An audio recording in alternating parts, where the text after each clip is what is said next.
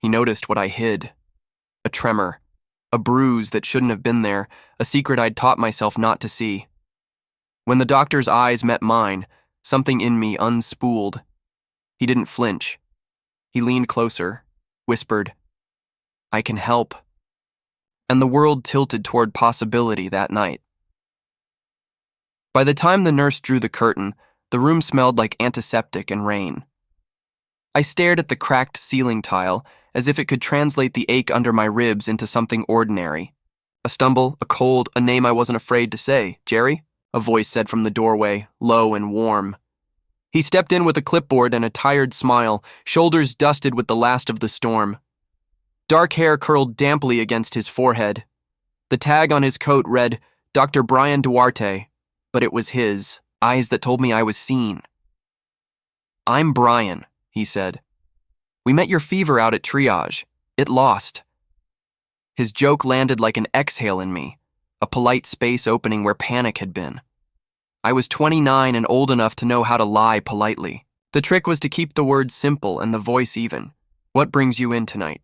Brian asked, washing his hands. He didn't look away when the water attacked his knuckles. He didn't rush. My phone vibrated against the metal tray, a wasp trapped in glass. I glanced and then wished I hadn't. 3 missed calls. 1 text. "You there? Answer me, Jerome." "You can silence that," Brian said gently. He pulled a stool close enough that our knees were in the same geography but not touching. "Let's start with the pain." The gown felt thin as an apology. I tried to keep it closed as I shifted. He waited, paper ready on the tablet, his gaze, careful in that practiced way that doctors have, like a hand extending without pushing. "Fell," I said, "at home." The syllables tasted like pennies. Brian nodded once, as if he had caught the lie gently so it wouldn't bruise. "May I?" he asked, and his gloved hands hovered at the edge of the gown. I swallowed and peeled the fabric away. From my side. The bruise bloomed there in the shape of a night tide, purples and yellows pooling around the fingerprint shadows I'd failed to wash out. His breath hitched, barely. Not with disgust, more like recognition, a map unfolding he'd traveled before. He didn't say I'm sorry. He didn't say who did this. He looked at me. Not the bruise. "Jerry," he said, and my name sounded steadier in his mouth than it felt in my chest. "I'm going to check your ribs. I'll tell you what I'm doing before I do it. If I hurt you, you'll tell me." His hands were warm through the latex. He pressed and waited, listening to the flinch I tried to smother. A bead of water clung to his jawline, a relic from the sink, and I focused on it as if I could hold still by memorizing light. "You didn't fall," he said finally. It wasn't a question. I stared past him, where a poster instructed me to cough into my elbow and wash my hands for the length of 2 songs. My mouth opened and closed once, a fish with nowhere to swim. You don't have to tell me anything you don't want," Brian said, voice steady as the wall clock. "But I need the truth to treat you safely. And there are people on call tonight who can help with more than pain." The word people tilted the floor under me. In my head, I saw a different room, a kitchen lit by a crooked pendant lamp, the sharp glint of a ring against a palm moving too quickly. The words he always used, "Don't make me into this." You did. "How old are you, Jerry?" he asked. 30, I lied. 29, I corrected, because the lie felt ridiculous even to me. "Okay." He nodded. "I'm 32. He said it like an offering, a fact placed between us so I wouldn't feel alone in the arithmetic of being known. "Do you live with anyone?" "No," I said, and that at least was true. The silence after felt heavier than the bruise. Brian set the tablet down.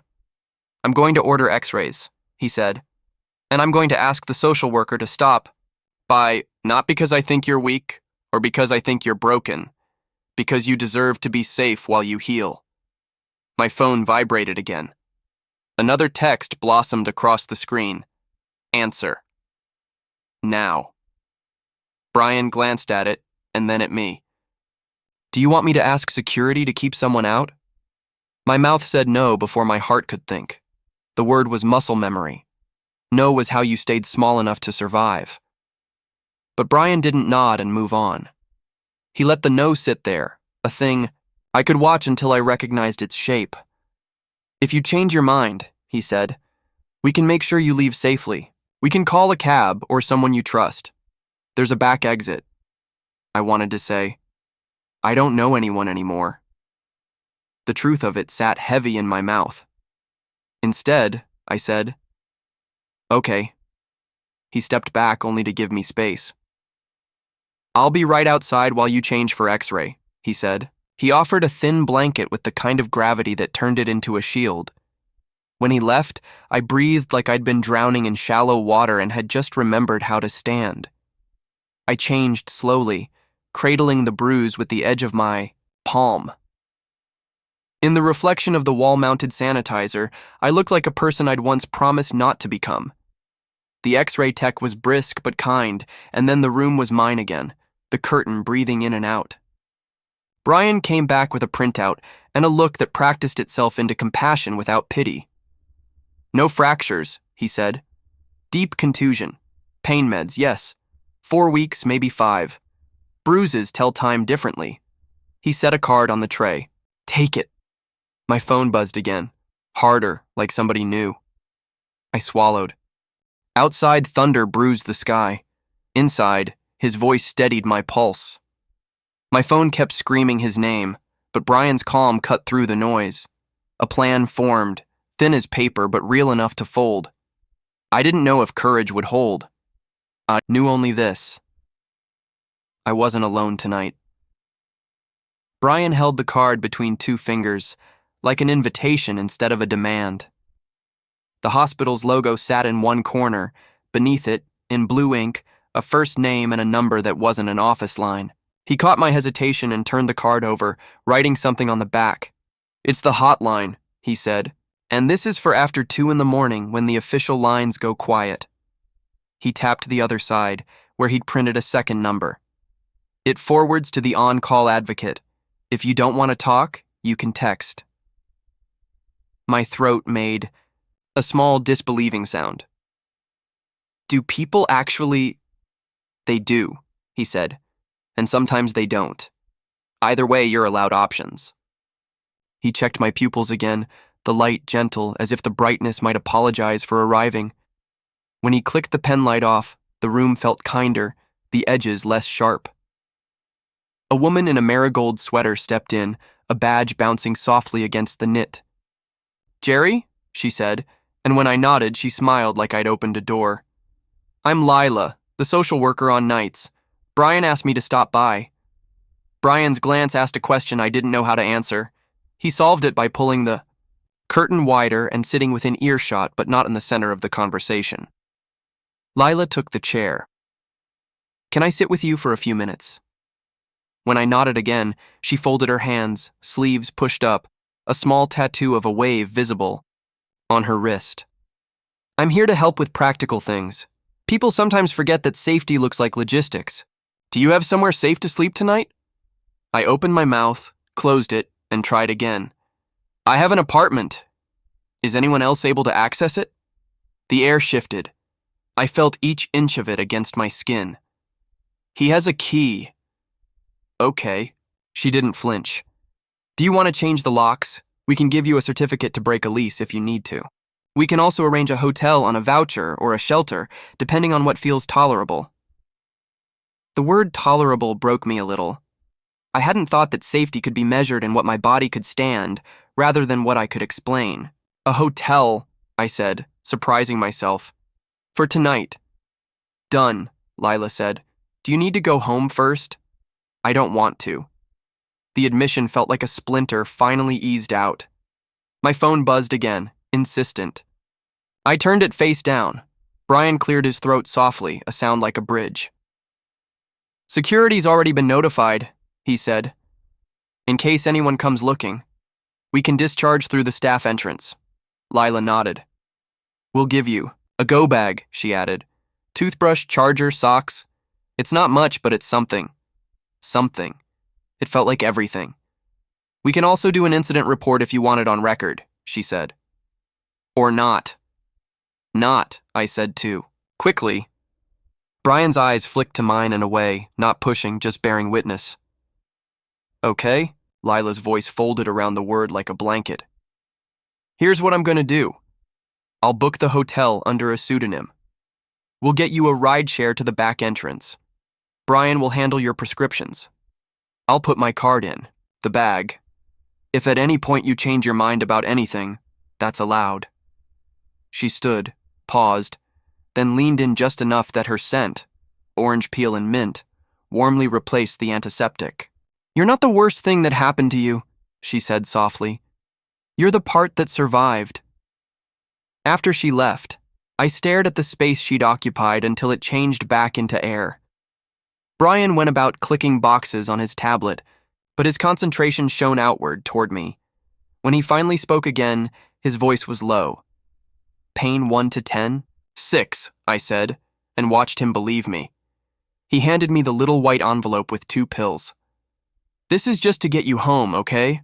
I'll send the rest to the pharmacy near the hotel. Near the hotel. The phrase made me unreasonably shy.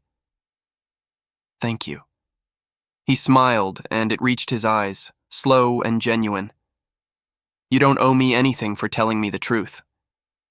I didn't, I said. You told me enough to keep you safe, Brian corrected. That counts. The curtain shivered. A different nurse leaned in with discharge papers on a clipboard. I signed my name where X's asked, my handwriting slanting as if on a hill. My phone vibrated again. Finally, I turned it over. I see your car's not here, and you're not answering. I'm coming to the hospital. The words split me open cold. Brian saw my face change and didn't ask to see why. He just stood up. I'm going to walk you down. Lila will meet us by the elevators. Ready? I nodded and swung my legs over the bed, grateful for the stability of socks against tile. He offered a forearm, not a hand, and I steadied myself against it without thinking. For a second, our balance was shared. The hallway smelled like floor, polish and leftover rain. Lila was waiting, coat already on, a black umbrella hooked over her arm. Back entrance, she said, and we moved together, a pilgrimage. At the corner before the main lobby, Brian held up a hand. The corridor narrowed, light brighter, sound louder. Past the potted palms, I could see the revolving door, see the wet night beyond it. A man was arguing with the desk attendant, hands moving too fast, my mouth flooded with metal. That's him!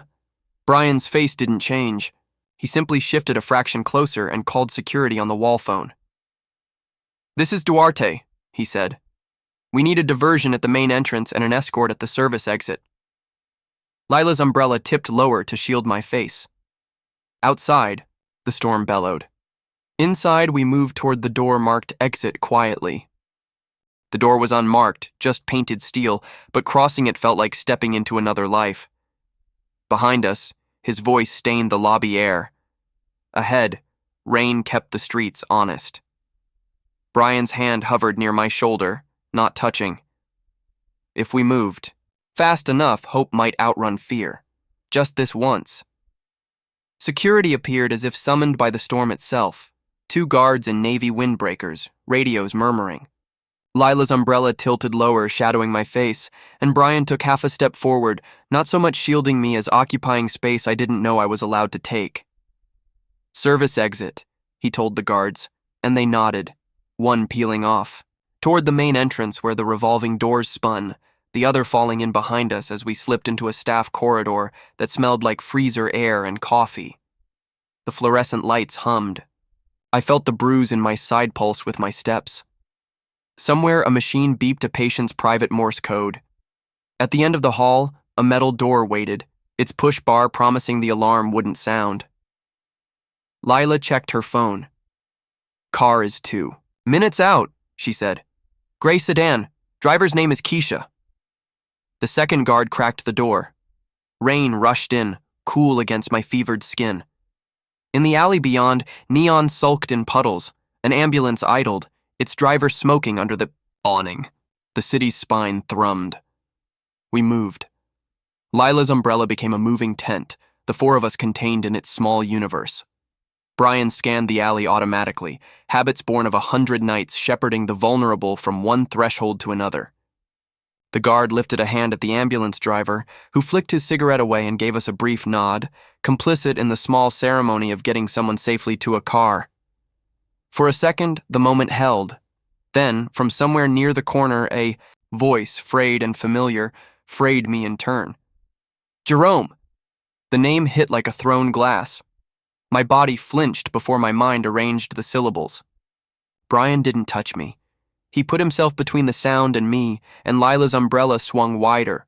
A shield, the guard stepping cleanly into the mouth of the alley where a shape separated itself from rain and anger. Sir, you can't be back. Here, the guard said, professional ballast. I just need to talk to him, the voice said, calmer now that he had an audience. He's overreacting. Sir. The guard's tone cooled. Backup silence settled thick as fog. Then a horn chirped, blessedly ordinary. The gray sedan slid into view, headlights cutting the rain. Keisha rolled down her window. Jerry? She called. For a Lila? That's us, Lila said. She took my elbow lightly. Come on. We moved fast, the umbrella clattering against the car roof as she opened the back door. I slid in and felt the relief of fabric and enclosed space. Brian bent to my level, rain stippling his hair, night turning his eyes darker. Seatbelt, he said, the syllables a small steadying lifeline. I clicked it. He handed Lila the pharmacy bag, their fingers briefly touching. The guard's radio hissed. The voice in the alley said my name again, the wrong one, and in the sound, I heard years I hadn't lived yet and refused them. Go, Brian told Keisha, and she did, the tires whispering on wet asphalt like a secret laid down gently. Through the window, I saw the guard corralling the man under the awning as the ambulance driver folded his arms. Lila reached back and squeezed my hand. Brian stepped away, the umbrella shrinking, rain reclaiming his shoulders until, for an instant, he was only shape and intention, and then he was gone. The hospital receded in the mirror. The city unfurled itself, block by block, slick lit. Keisha drove like someone who understood quiet. Lila texted furiously, then looked up. Check in under Margot Lane, she said, the pseudonym like a mask I didn't mind wearing. What if he... I couldn't finish the thought. It felt enormous and small at once, the question of pursuit. He won't know where, Lila said. And even if he did, the front desk is briefed. We'll do a police escort in the morning if you need to collect anything. Or not. She smiled, soft as rain against glass. You get to choose. Choice was a muscle I hadn't used in too long. It trembled under weight. At the hotel, night clerk eyes flicked up and away from my bruise. Lila handled everything with a competence that felt like grace. The room was anonymous and clean, the bed too neatly made, the air conditioner whispering, its indifferent lullaby. She set the go bag on the dresser. Toothbrush, charger, socks, she recited. And a granola bar because I'm me. I laughed then, a small sound that surprised us both. She put her card beside the TV remote. Call or text any time, she said. If you wake up and the room feels too quiet, call. If you wake up and it feels too loud, call. Thank you, I said. The words were too thin for what she'd built around me tonight, but they were what I had. She half hugged me, a careful arc around the sore side. You're not alone, she said, and left before the room could argue. I sat on the edge of the bed and listened to the storm steady itself.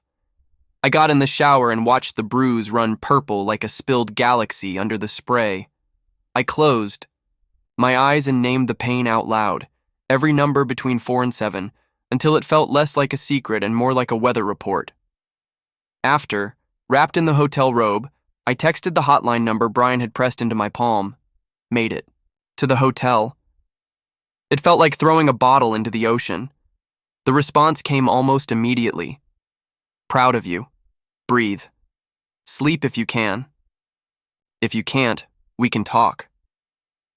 I turned off the lamp and let the rain count for me. I didn't sleep so much as drift. When I woke, the storm had moved on, leaving the morning scrubbed and tentative. I made coffee that tasted like paper and courage. I blocked his number and then, after staring at the action button for too long, deleted the thread that had chronicled the way love had learned to apologize to itself. I saved 3 screenshots first and emailed them to Lila with a subject line that said, "Just in case I change my mind." The next days rearranged themselves into something like a plan. Lila helped me get a new phone number. An advocate sat with me as I switched the utilities to my name only. A locksmith met us at my building, while 2 officers waited, bored but present, their presence like a doorstop against the worst possibilities. I packed a suitcase. I left the rest. At night, I read the pamphlets Lila had tucked into the go bag. Bruises did tell time differently. They lightened, then shouted in saffron and green, then muttered themselves into nothing. The ache under my ribs let go slowly. I learned to sleep with a pillow against my side. I went back to the hospital once for a follow-up. Brian wasn't on that day. A different doctor palpated the bruise and nodded at my answers. On my way out, I passed the corridor where the service exit gleamed like an ordinary door. I almost texted the hotline just to say, "Do you ever wonder where the doctor goes when he leaves the frame?" But I didn't. Time folded itself, not neatly, but with intention. I found a new apartment with a narrow balcony and stubborn basil on the sill. I bought a lamp that made evenings feel like something, softened, not diminished. I went to a support group in a church basement that smelled like coffee and old hymnals. I said 3 sentences the first time and 5 the second. I learned how to say the word harm without swallowing it afterward. Summer rolled itself toward fall. The first cool morning carried a whisper of relief. I was walking home from the farmer's market with a paper bag of pears when I saw him. Brian stood just outside the flower stall, fingers smudged with pollen where he tucked a spray of eucalyptus into a bundle of dahlias. He wore a sweater the color of stormlight and looked tired in the way people do when they care. For a beat, I slowed. I could have turned down another aisle, let the crowd close over the space between us. My body knew how to disappear. He looked. "Up, Jerry," he said, my name on his mouth like a noun and not a plea. I didn't realize I was smiling until the muscles protested. "Hi." We stood there with the pears breathing their perfume between us. The market clattered around our silence. Vendors calling out sales, a child shrieking at a pigeon, the shuffle of early sweaters rediscovering pockets. It was so ordinary I could hardly stand it. "How are you?" he asked, and I heard the old training in it, the doctor's cadence and the sincerity under the script. "Better," I said. It was both insufficient and true. I moved. His face changed at that without shifting at all, a small brightness. "Good." I nodded at the flowers. "Those for you?" "For my sister," he said. "It's her birthday. I'm on days, for once." He hesitated, then professional muscle memory flexing, then relaxing. "I have to say this," he added quietly, and something in me braced and then softened. "That night I was your doctor. I'm not now. I'm also not your ongoing provider. I want to respect boundaries. If this is strange, if seeing me here feels complicated, you can walk away and I will be nothing but happy you're okay." It was the gentlest permission, the opposite of pressure. I breathed into it and found space. "It is strange," I said, and watched the honesty land and not break anything, but not in a bad way. He nodded, as if that answer satisfied a question he'd been holding for months. "There's a coffee place around the corner," he said, then glanced at me, weight woven into the ask. "If you want." We walked. The cafe smelled like cinnamon and gathered mornings. We sat by the window with our cups and the foolish dignity of people learning each other's edges. He told me about growing up in a house where 4 languages braided themselves in the kitchen. I told him about teaching myself to make soup, because soup didn't mind if you did it slowly. He told me he'd recognized the bruise pattern because, once, long ago, someone he loved had given him the language to see it.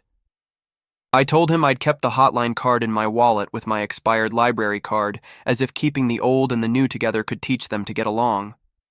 We didn't touch. We let the conversation be the bridge. When it was time to go, we stood on the sidewalk like a hinge. He cleared his throat. "I don't give my number to patients," he said, a smile quirking the admission that he didn't owe.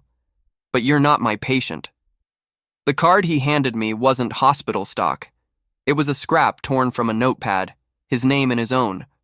Handwriting on one side, his number on the other. I felt suddenly young and shy. "Is this allowed?"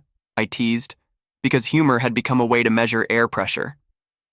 "It is now," he said, sober but warm. "Only if you want it." 2 weeks. Later, we met for a walk where the trees along the river tried on their first reds and golds. He asked to hold my hand and waited for me to answer with more than a yes, to answer with my body, my step, the way I didn't flinch. When I squeezed his fingers, his exhale sounded like relief. Later, on my small balcony, Basil stubborn against the season, he asked before he kissed me. The kiss was slow and careful and real. It tasted like October and something I hadn't dared name, the knowledge that I could live inside my own life without apologizing to it. When he pulled back, he pressed his forehead to mine. "You deserve gentle," he said, the words a promise and not a diagnosis. I believed him, and on the nights the sky bruised itself to thunder again, when old echoes knocked from the inside, I would turn on the lamp that made the room soft, and he would make tea because he was good at care without conquering, and we would sit quietly until the weather moved through. Once, we walked past the hospital together on our way to a movie. I looked at the service door, ordinary as ever. "That night," I said, half to him, half to the part of me that still needed to hear it, "you saw it. You helped me." He squeezed my hand. "You let me," he said, "and then you helped yourself." We kept walking. The city breathed. The world tilted toward possibility, like it had that first night. Only this time I recognized the horizon I was heading toward.